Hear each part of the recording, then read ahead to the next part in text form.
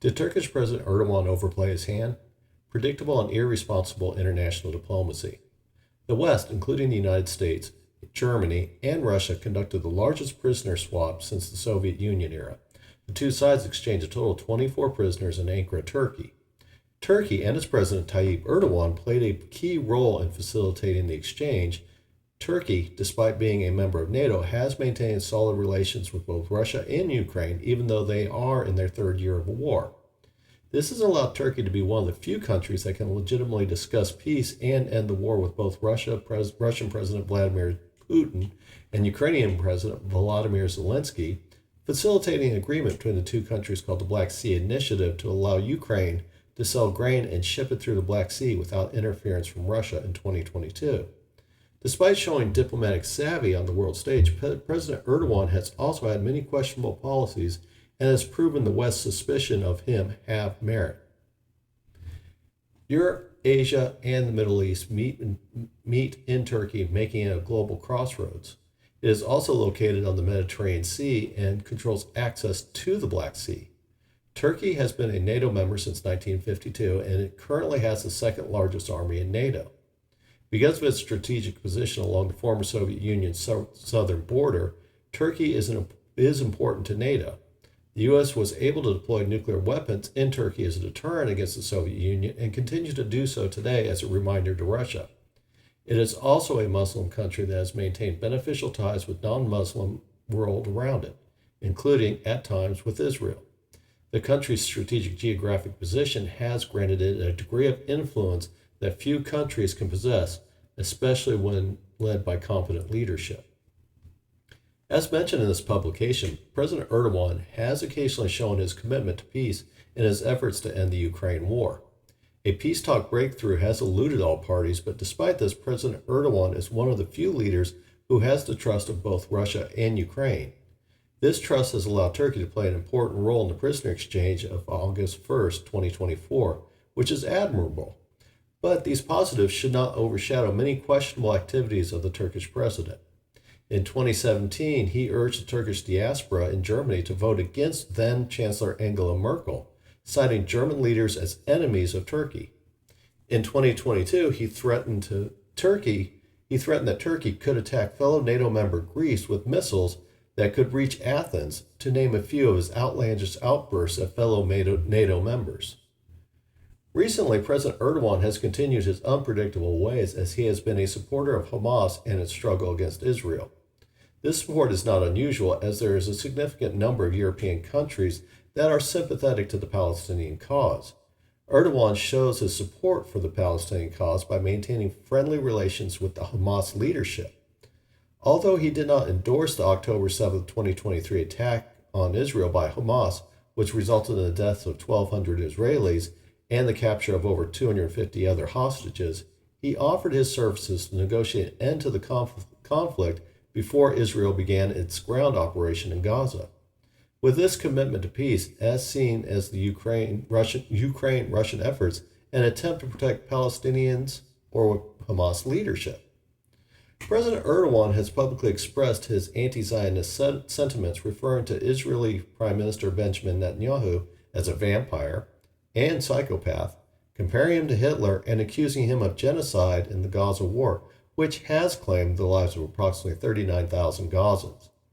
Despite the on and off again relations between Turkey and Israel, there was a lucrative Mediterranean trade between the two countries equivalent to over $100 million a month, until President Erdogan ended all bilateral trade between the two countries, which was a bigger blow to Turkey than to Israel. While President Erdogan is not alone in his support for the Palestinians, his rhetoric has included a lack of harsh condemnation of Hamas, even going so far as to call them an organization of liberation. Additionally, he has made public and undiplomatic accusations against Israel and its leadership in the war. This week, President Erdogan took this anti-Israeli rhetoric to a new level when he stated that Turkey could enter Israel and support the Palestinians. He added that the Turkish response would have to be strong enough for Israel to cease attacks on the Palestinians.